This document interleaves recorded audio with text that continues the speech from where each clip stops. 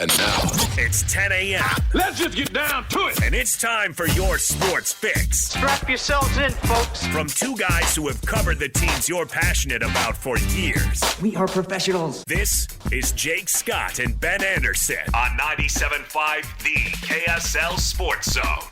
Jake and Ben, 97.5 The KSL Sports Zone. Jake Scott, Ben Anderson, thank you for making us a part of your Monday. What is cracking, Ben? Doing well. How are you? Good. How did Juan Pierre's wedding go? It was great. Was it good? Yeah, it was really fun. In fact, I sat next to a guy who has mutual friends with you. Oh, Do you know somebody named Dom? Oh, yeah. Okay. It's a high school friend of the groom. Oh, okay. He's friends with your guy, Dom. Okay. So I think his name is Nick. So shout out Nick. Right on. Okay. Yeah. So we talked about you. And it was a great time. And JP, who, if you don't know about JP, he's the podcaster for the Jazz. Voice of the Stars? Voice of the Stars. And the Royals? Has a lot of bits. He's a bit guy. He's kind of always doing a bit. You saw some earnestness from him, some sincerity. I don't even believe that exists. That he dropped, and you saw him like really become a fan of the man. It was really impressive. So shout out. It was a good time. So they had a great wedding. It was a beautiful wedding. Cheering for JP. That's awesome. Yeah, JC, he's the best. Yeah. I have a lot of really great wedding venues around town. Like as a guy who has gone to a lot of weddings now in my 44 years, like the one you were at is certainly one of the best. Cliff Lodge. But I've done all sorts of weddings, and most of them are dang gorgeous. It'd have to be like an accident to have an ugly wedding. You know what I mean? Yes. Like even, I'll give you this example because I've been to plenty of LDS weddings. Even in those in chapels around town, you're going to find a mountain shot for your photography. You know what I mean? You're going to find something like, oh, there's Timpanogos in the background or whatever. Right. I went to a wedding in Vegas one time, and they're like, it's in the backyard. It's this $1 million house, and it was terrible. It was awful. Everybody here knows somebody with a beautiful backyard and a view of our mountains. Right. And yeah, that's what. So it's hard to do a bad wedding in Utah, but there are spots obviously that are tremendous. I have more than one funny story about the venue you were in this weekend. Yeah. Christian, how you doing over there? Christian, Kyle, I walked into the producer studio in there and just ranting and raving about NFL officials. Well, he broke a keyboard.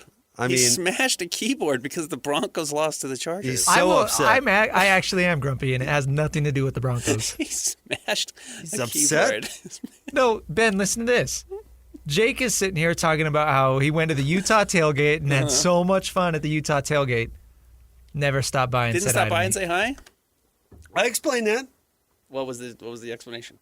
The person we went with actually had a tailgate pass, and so they parked their car in the slot instead of putting up a grill or whatever. Mm-hmm.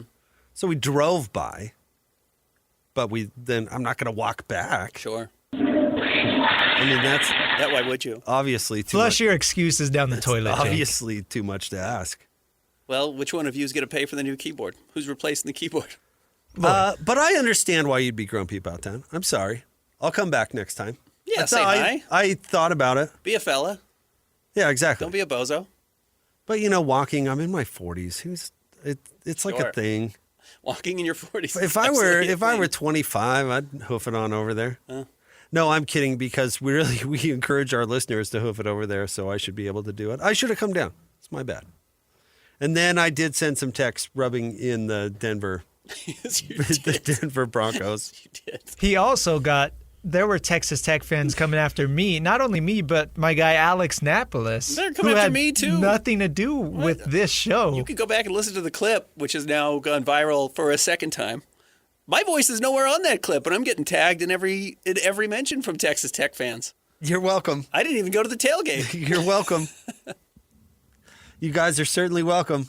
I was entertained by that. That was That's exactly what football's about. That was a funny part. Right? Is that not exactly what this is all about? Of the weekend? Yeah, I'm fine with it. No, they were great. Moe Jaguar got his day in the sun. And Texas Tech looked awesome. And he didn't say bleep you to me the following morning, which was nice. I didn't wake up to that like I did once on my vacation. So I was fine with it. It was great. Christian was tagging me in the blowback he was getting to make sure I was aware. And then we got a personal text that was like, just to let you know, the Red Raiders fans are a little grumpy with you guys. It's like, yeah, I know. And it wasn't grumpy. It was gloaty. And rightfully so. Yeah, it's fine. Texas Tech looked great. They're all over the power poll from last week, too. Because we had Utah ahead of Texas Tech by one spot. Yeah, I think apparently we had- 3 wasn't high enough. For Texas Tech? I guess, Okay. but listen to tomorrow. Yeah, right. Oh, and shout out to all of them, I'm sure, streaming at the moment. Good morning / Good morning. afternoon, Yeah, whatever. right. Whatever time it is. Congrats on your joblessness. I love Buddy Holly. I'm a big fan. Never been to Lubbock. Yeah. I'd be willing to go. Sure, of course not. You know, why not? Well, one interesting thing about the Utah and BYU being in a new league is the venues. I mean, we talked about Wyoming and the tradition so much when Utah was going there, but now there's a whole new cast of characters to get to know, Texas Tech included. Yeah. Utah going to another interesting one in Morgantown, which I've heard is a great place to watch a football game. So yeah, we can dive into Utah, Texas Tech, but that was a fun part of the weekend. Engaging with the Red Raider faithful. No question. Better than Scotty's tweet. Did you see Scotty? Did Scotty step in on the snap talk? Scotty's getting hammered. For what? Because he said it's cool to see Utah getting all this shine before the game, and Utah fans showed out, and there was a ton of energy, and there was a lot of excitement, and fans were there at 5 a.m., and Scotty said, that's cool. Utah fans deserve it. And then everyone was like, why does Utah deserve it? They lost the game. Why would they deserve it? So Scotty's been fighting that back, which is why I never tweet about college football. Never. It's a cardinal rule of mine. Never tweet about college football. Ugh. Single stupidest thing you could ever do. But good for Scotty. Well, it's certainly why I never respond. Yeah. No, it's fine. Red Raider fans, you have your day in the sun. right. I don't need to push back. respond to any of that. Any of that such. I did respond to Christian, and I thought it was pretty funny when Christian's like, "We're getting lit up by the Red Raider fans." I text back bozos. I thought that was pretty funny, even though I don't know those people and have no idea. You know him a little bit from Twitter. I mean, do you want to? Let's start with Utah, Texas Tech, certainly, because it was the more relevant. But real quick before we move on to Utah, do you think the Red Raiders are really good? Was that win more about, or was that game more about the Red Raiders winning it or Utah losing it? No, we can get into Utah. I wouldn't panic about Utah at all. In all honesty, if I'm a Utah fan, I would not be sounding the alarms. Other than if you thought you were the best team in the Big 12, I think there's probably definitive proof that you're not. Texas Tech is good. They're really good. They beat Utah in a way we have not seen a lot of teams beat Utah historically. And I don't mean the margin of victory at home. I mean the actual fashion that they beat Utah was really, really impressive and did expose certainly some flaws that Utah has. I don't think they're going to be that damaging against most teams in the Big 12 because I don't think the Big 12 is that good of a conference. But I think Texas Tech might be head and shoulders above most, if not all, the rest of the teams. They're really good. They're good. They're good everywhere, right? They're really athletic. The defense is punishing. That if they end up going with the backup quarterback, which they should for the rest of the year, they're going to be a really dynamic offense, which they were not for the first 3 quarters of the game. They might have it all, which is pretty rare in college football. I came away and at risk of getting run over by the Red Raiders. I didn't come away that impressed. Okay. It's funny, we had such a different reaction. The backup quarterback being better than the starter, I thought was pretty interesting. Not that good. I'm not they saying don't know how to diagnose that at all, and I've learned that a million times. That is 100% true. That's why I say it was interesting. But I thought the lack of production was way more about Utah than it was about Texas Offensively? Tech. Offensively, yeah. Okay, it was explain. way more about Utah. Because I think you're right, actually. I think it was a combination of both. Obviously, there's 2 teams playing, but Anyone can stop the run when you put however many players you want into the box. Yeah, absolutely. Which was the whole game. over and over and over. And Dampier can't hit the deep ball, hasn't put it on tape, hasn't made anybody respect it. And, I mean, you can get to that critical possession in the fourth quarter where Utah went 3 and out and he missed that deep shot. Misses Merriweather. Throws it to the wrong side. Because Texas Tech just sold out over and over and over and over and over again against the run. And finally, Utah, which we've seen this in the past, said, okay, now's the chance. And he can't hit it. He missed that one badly. He did hit Jackson Benny when they had the illegal man or ineligible man downfield. And that was a good throw. Listen, that's a but.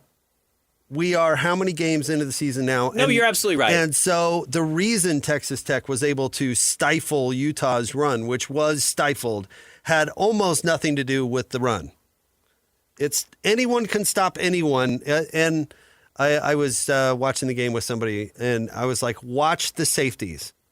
Ignore the ball and just watch the safeties. If there are any, pay attention to what they're doing, because that's the whole game plan. And maybe Texas Tech turns out to be electric. I don't know. Yeah. We'll see. They obviously proved themselves competent, and to let out the air of the balloon of the team and the atmosphere and all that stuff, they deserve credit for it. Mm-hmm. That's why I don't want to be mischaracterized. I'm not clowning anybody. Sure. But I thought Utah's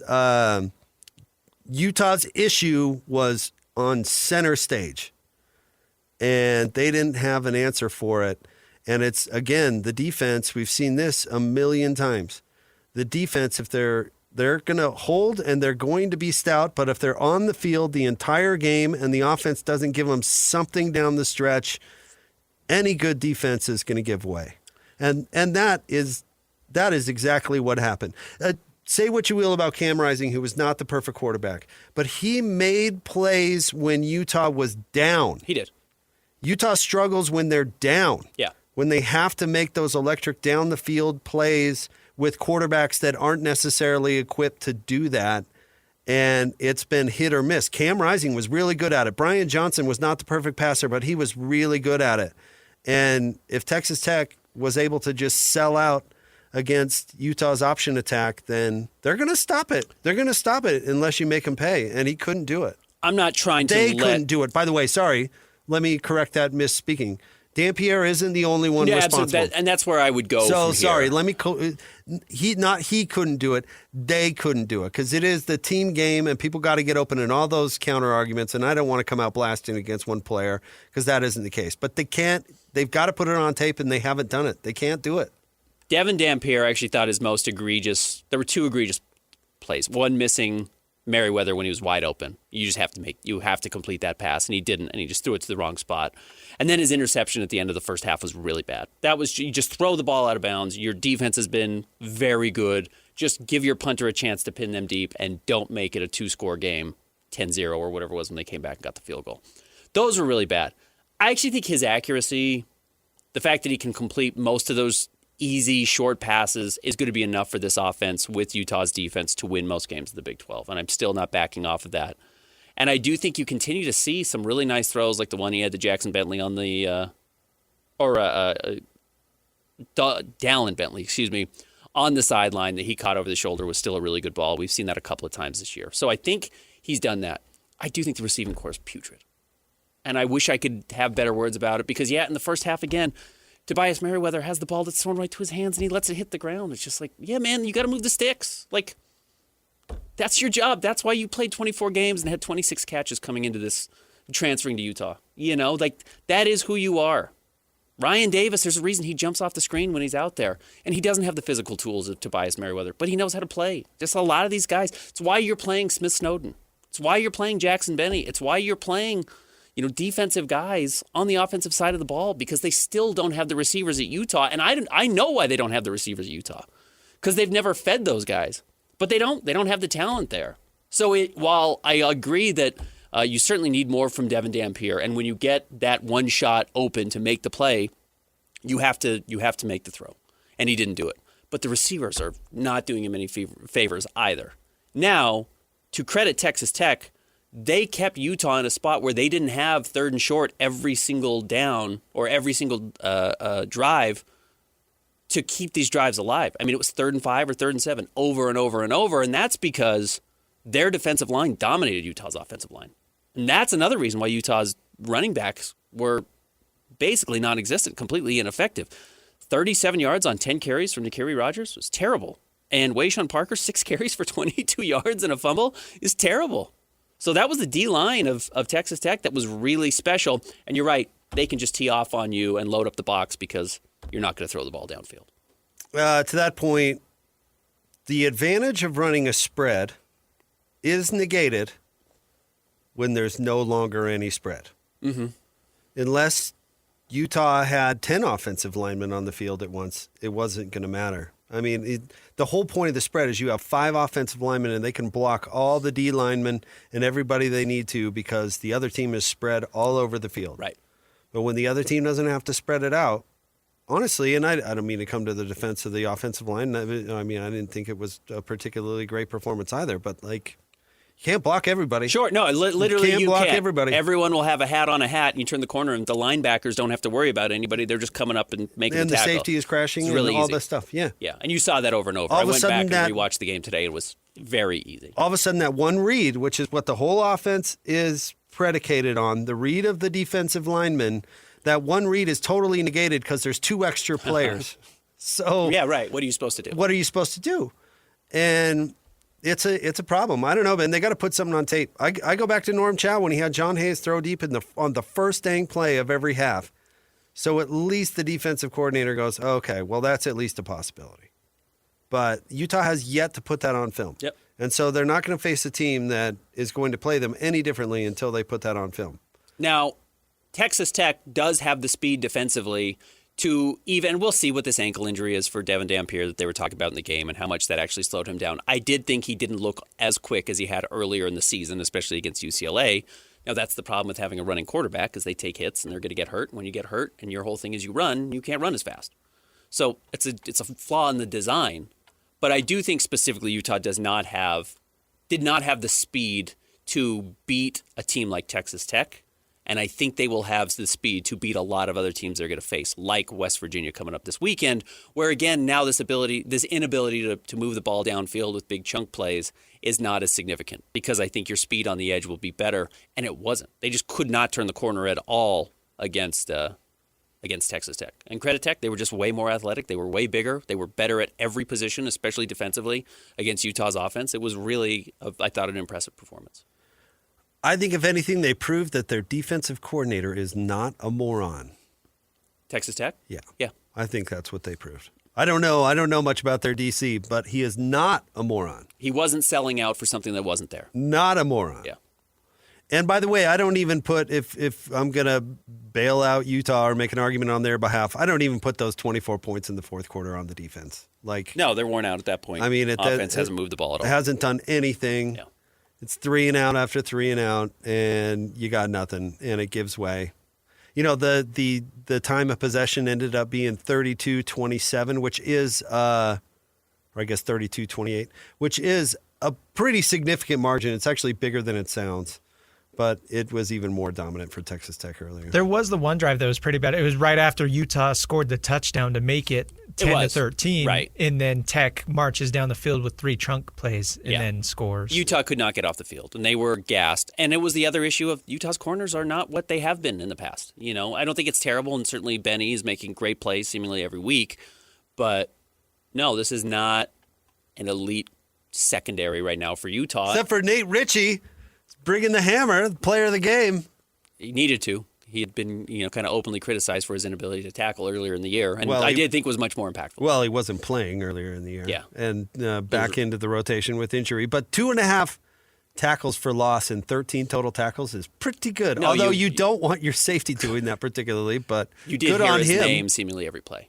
Good on him. He was everywhere. It's like a heat-seeking missile out there. Again, Utah's defense was not the problem. In fact, they were pretty dominant, in addition to how good the crowd was and all the false starts and how many issues that Texas Tech put on themselves with those problems, with that noise. That was impressive from the Utah fan base. But yeah, and to Christian's point, it was 13-10 in the fourth quarter. I know it's easy to look at the final score and see 34-10 and feel like, was this 27-3 for most of the game? It wasn't. This was a close game. This was a game where you kind of thought, if Utah gets a stop here and they break one play off, it could be different. Or Utah gets a defensive score, which again is hard to count on, but that is what good defenses do. You put yourself in a spot to win the game, and they never did it. And credit Texas Tech for never really letting up. Because that's a tough environment on the road, their first road game of the season, with your backup quarterback coming in, and they just got better as the game went on. Seems like the Utah atmosphere for the Big Noon or whatever was a tremendous success. That's probably why there's such disappointment in Utedom, because the air really came out of the balloon. The performance before the game was not matched during the game. No, it was not. Yeah. All right, stay tuned. Top 3 stories of the day, KSLSports.com. There were other relevant local college football games to be discussed straight ahead. 97.5, the KSL Sports Zone. It's time to break down the biggest stories of the day. This is the top 3 stories of the day on KSLSports.com. On 97.5, the KSL Sports Zone. I know it's Monday, Christian. I know it's Monday, not Wednesday. I'm not going to give away the tickets. Do you remember what happened on Friday? Did I do that? You said it's Win Ticket Wednesday. And then Christian said, no, it's Friday. You said, oh, right. That happened last show. I was misspeaking. Win big every Wednesday on the KSL Sports Zone with Win Ticket Wednesday.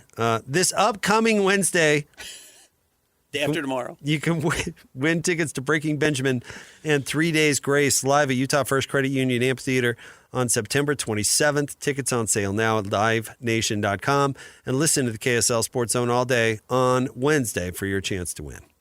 Time for the top 3 stories of the day, KSLSports.com. It's brought to you by J. Brooks Jewelers. Cherish your love with J. Brooks Jewelers. Explore their expertly crafted engagement rings made from the finest materials.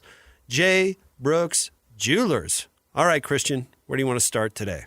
Number 1, Bear Bachmeier getting better every game. They pick up the win at East Carolina. I kept waiting for the offspring of Lamar Jackson and John Elway to take the field for East Carolina, which is what you told me BYU was going to be facing. And he stunk. He was good. Awful. Yeah. Now, credit BYU's defense. They're elite. It's a great defensive team. And they're going to absolutely hammer teams. And, yeah, they made Caden Hauser not look like a very good player. And they made that entire team not look like a very good team. And I don't know if East Carolina is or not. I know BYU's defense, though, is truly very good and coming off of a bye week. They're going to prepare for you, and they're going to be tough to beat all year long. Ben, I love admitting when I'm wrong. Or at very least, when I have doubts and it doesn't prove to be true. I really enjoy it. I do. I went in, Jay Hill, somebody I respect greatly, who's done great work. Mm-hmm. He got hired at BYU, and I thought, is what he does going to work? Because can he get the corners and the defensive backs to do what he wants to do? Can he do that? And I kind of doubted it, honestly. I thought we'd go back to seeing the drop 8 that every defensive coordinator at BYU has ended up doing in spite of their intentions not to, right? Yes, that quarterback for East Carolina looked bad. But you know what he is? He's an upperclassman quarterback. And we've seen BYU go against teams like Tulane in the past when they've had an upperclassman quarterback and then they come out and all of a sudden they're dealing. I mean, we could probably pick 3 or 4 different examples where you have a team that maybe isn't on paper the greatest team we've ever seen, but they've got an upperclassman at quarterback who's done it for a while, and all of a sudden they come out dealing, and win or loss, BYU has to score a bunch of points. It had to happen to the Taysom Hill teams a couple of times. Anyway, point being, that did not happen against East Carolina. No, and maybe the quarterback stinks, or maybe Jay Hill has found some guys, or maybe it's somewhere in between. My point is that, man, those guys on the outside look really, really good. Yeah. And Evan Johnson in particular is a stud. Yeah, he is. And that was a big question. Were they going to be able to find another good corner, like a legit number 1 guy? And he looks like a dude. I mean, he looks like a dude. So I think that's a huge deal. On the other side, we want to talk about the Bear. I talked to you about my expectations and my standards for him. Very low. Just don't lose the game. Mm-hmm. And so far this season, Ben, he's 3-0, accomplishing my standards for him. Everything else is just gravy. And he was fine against East Carolina, but didn't make any big mistakes, went out there, kept it simple, did exactly what he needed to do. I think that's all you can expect out of the guy. Yeah, I'm not quite on Grizzly Bachmeier bandwagon yet. Every single time he threw the ball, the receiver had 7 yards around him in every direction. I mean, East Carolina was so outmatched by BYU's talent that Bear's job was not that hard. And good for BYU. That's not a criticism of Bear. That's a credit to everybody else on the team. Did the ball get there? And then the ball got there. And the ball got but there. But the ball got there, That's right? the point. He missed a couple of guys. He threw behind a few guys. But no, he was hitting his receivers when they were open, in stride. It was exactly what he needs to do, to your point. And the nice thing is he doesn't need to go out there and be elite for BYU to win games, and he's not trying to be. He's not trying to say, I think I'm a Ferrari. Let me show you how fast I can go. No, he doesn't need to do that, and he hasn't done it yet. That's all BYU needs to do. You know? I mean, they've honestly got a really good team with a freshman quarterback. That is BYU. Yeah. They're a really good team that accidentally has a freshman quarterback. And so far, that really good team has made it pretty easy for that freshman and they're quarterback. going to crush Colorado this weekend. I mean, they're going to keep Neon doing Deion this. did bounce back, but yeah, the Pokes weren't salty enough. We'll see when they go on the road at Arizona. Of course, it gets very tough. Home against Utah, at Iowa State, at Texas Tech, home against TCU. That's a different run than what they've faced so far, but he's answered every question so far. You know, he hasn't, to your point, gone out there and put BYU even in a spot where they're going to potentially lose a game. He's been very good, and they didn't give up the first touchdown until the fourth quarter. Again, that's 11 quarters in a row they didn't give up a You let the defense go to work. touchdown. Yeah. Protect the defense. Kyle Whittingham's been living by that mantra forever. So I thought it was a very strong performance from BYU. I wasn't necessarily shocked by anything that we saw. I thought they were going to dominate them defensively. They were maybe a little more dominant defensively than I expected. But Jay Hill rules. That guy's He knows what he's doing. I was surprised he went back this year, and I understood why when you had the talent that he had. But there's a reason why he's being mentioned with the UCLA job, and that's kind of he's getting circled, and he deserves to be. Okay, the UCLA doesn't have any idea what they're doing. I wouldn't take the UCLA job, but let alone having rumored a coach connecting to it. That is all got to be fake news. There's no way they're attached to anybody. It's fans wanting it. It's UCLA fans. It's not the actual team. No, I'm not saying they wanted Kalani. I don't even think that's true. Well, again, fans is what I'm talking about. I'm not. Yeah, UCLA doesn't know what's. No, we made jokes about it last ground. week that their athletic director has the phone that's not plugged into anything. Yeah, absolutely. Like the reports are he's going to have nothing to do with the football search, but his public persona says, well, we're putting together a committee. They've given me a nice office here with a phone. Look, it's plugged in. But my point is, Jay Hill's catching people's attention, and deservedly so. He's been awesome. All right, what's next? Number 2, big weekend for Utah State. You thump McNeese State at home, and then you find your athletic director. I think both those are positive stories. The pig farmer continues to make it happen for Bronco and the Aggies. But McNeese, this is a game they were going to win and have some style points, and that's exactly what they did. Yeah, this was a game they were going to win. They do continue to just play very solid, and that's what you want from a Bronco Mendenhall team. That's what you've come to expect.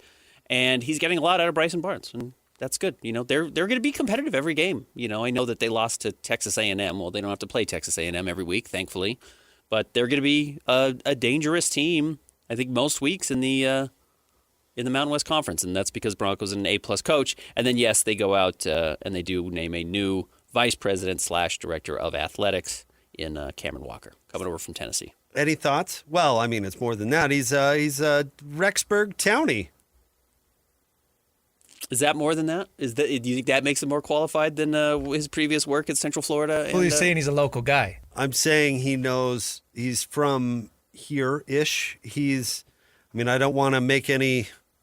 I don't know his religious affiliation, but I'm guessing that considering he's from Rexburg and played baseball at Ricks College, I'm guessing he's LDS, and not that is a deciding factor per se, but he's familiar with the culture. He also came from UVU.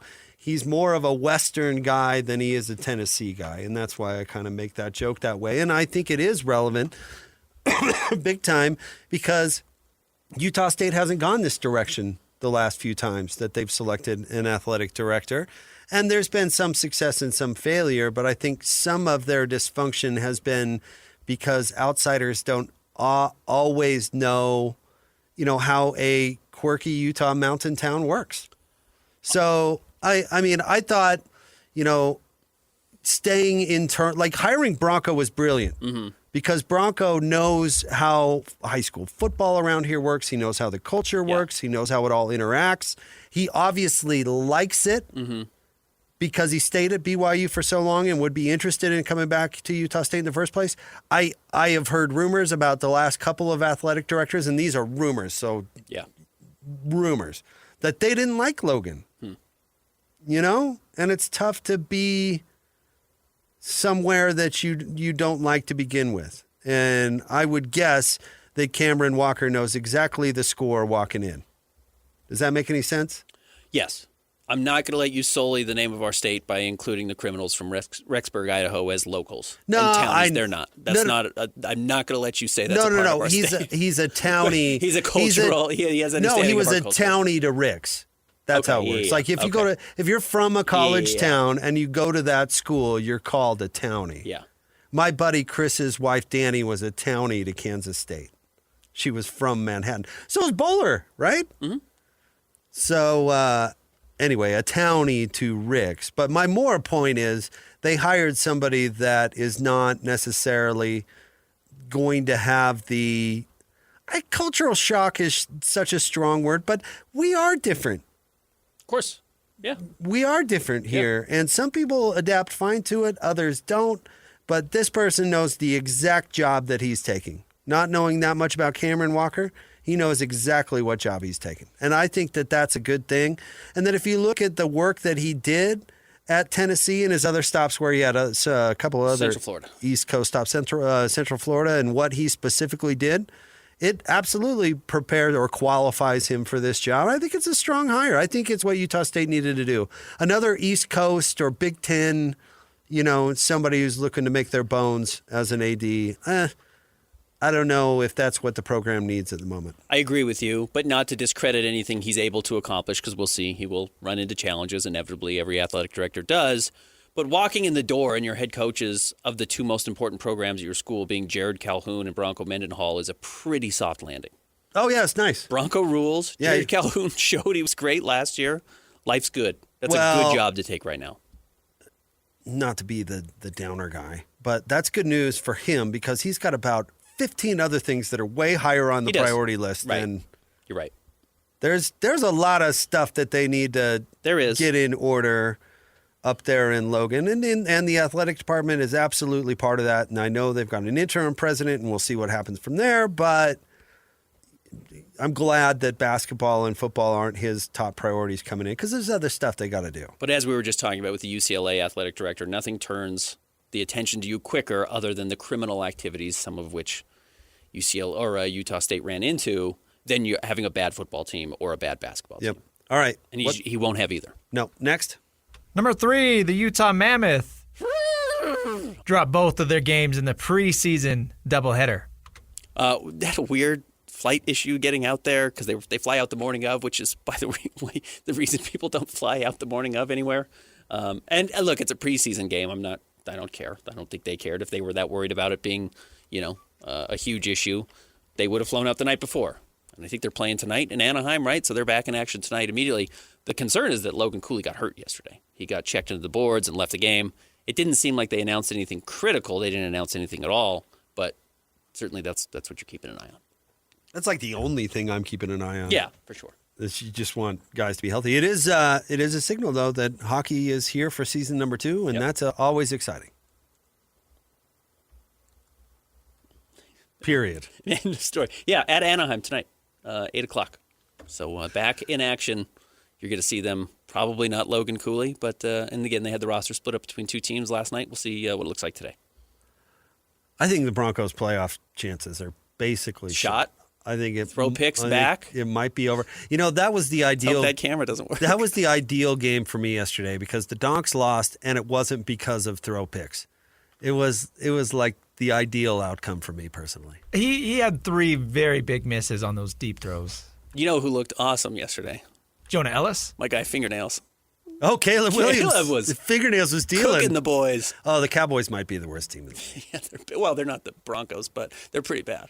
All right, stay tuned. More next. 97.5, the KSL Sports Zone. Let's go! Complete game coverage of the Cougars is right here on the KSL Sports Zone.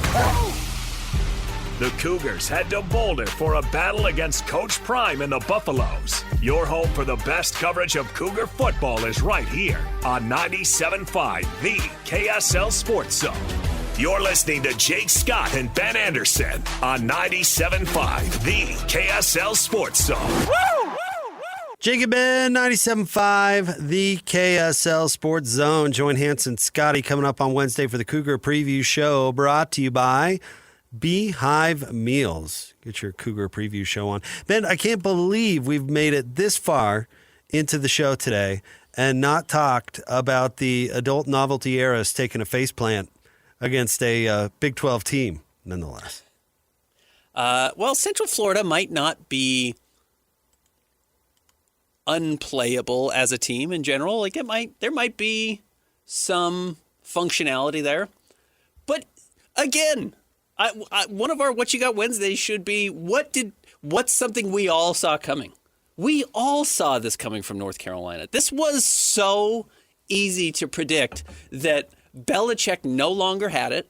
Uh-huh. He certainly had no idea what he was walking into at the college football level.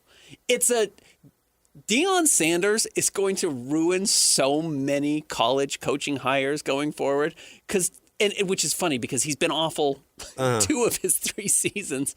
And his best season was last year, and they finished 4th in the Big 12. Something like that. Like, it wasn't a great performance by any means. But, yeah, this idea that you can go out and hire a celebrity who, I get it, Bill Belichick is one of the winningest coaches, if not the winningest coaches of all time in NFL history, if you take a lot of the context out of who was on his team. But, yeah, we knew this was going to be a disaster. We knew this was going to look awful, and it was. They're horrible. Did you see him, talking before the game in the tunnel? Mm-hmm. Did you see that got AI turned that into, the AI fights that are so funny? AI turned it into just a conversation in the tunnel right into making out. Yeah. Just, right there on the sideline. No, to take a serious point, to your point about celebrity or whatever, look at Arizona State. Arizona State hires Herm Edwards, this NFL coach, ESPN big head, made a lot of headlines. He had no idea that the team was called the Sun Devils, but was prepared to lead them. Had no clue what it took to be a modern-day college football coach. Yeah. No idea. Yeah. You look at Kenny Dillingham.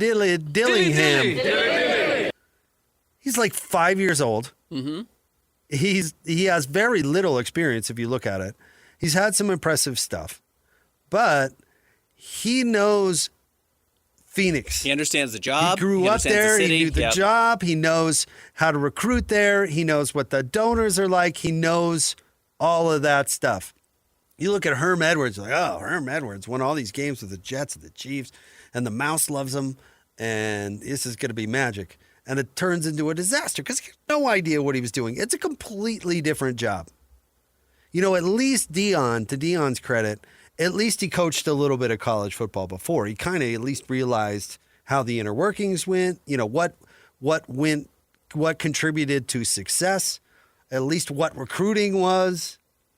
No, Belichick took this job. You and I both knew he's going to be taking a nap in his office the whole time. Right. He contractually made it so his son gets the job after he steps aside. Just to get his son employed. It's a crazy arrangement. It's a crazy arrangement. He's got this wild personal life all of a sudden that's got to be a complete distraction. There's no way that guy's doing the job. He's just taking the money, which is fine, I guess. Bad on North Carolina for doing it. You deserve what you get. At least Deion's trying to coach. And here I am defending Deion Sanders, but he's trying to do it. No, absolutely right. He stuck with it longer than I expected him to. I don't know if the adult novelty heiress is putting 100% of her attention on the job. You don't think she's donating enough money? No, I think she needs to coach. I think she needs to draw better plays, recruit better players. Needs to cut some checks. I think she needs to dip into the inheritance. No, Bill's first, honestly, when Bill was putting this together, the first red flag about it all is the fact that it was North Carolina. No offense to the Tar Heels, absolutely, but this wasn't Ohio State. You know what I mean? This wasn't Mac Brown Michigan. Sold him on you win North Carolina. You can go win there. No, I think he knew what it was. I don't know, Mac. I don't know. You did a good job. But Like you see this in the NBA. NBA coaches, assistants or head coaches, think they are miles above college coaches. Like, won't even. it's why Kevin Young winning at BYU is really impressive. Well, Kevin that Young could have absolutely blown up in his face. It's why Kevin Young going to BYU was a shock. Yeah. And actually, then we've seen others follow, and Alex Jensen is one of them. But usually, it doesn't happen. Usually, NBA assistants are like, no. I want an NBA job. Yeah. If I go to college, I'm going to get pigeonholed as a college guy or whatever. And Also, it's a very difficult way to win. but it's like a hierarchy thing. Yeah. You're like, we're above. Right. I'm an NBA coach. I'm sure Bill Belichick was like, I'm Bill Donald Belichick.